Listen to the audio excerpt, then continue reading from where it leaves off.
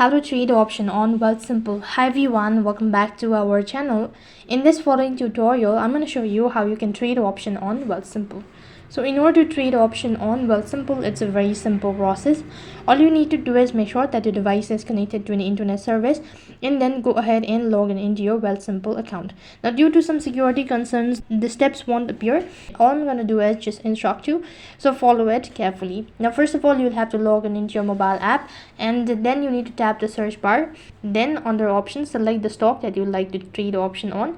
You'll have to tap the right to select either to put or call options. Then tap the date to select your desired expiry date.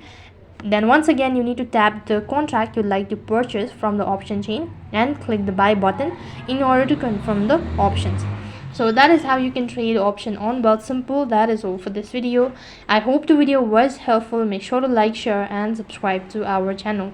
Thank you for watching. See you in the next video.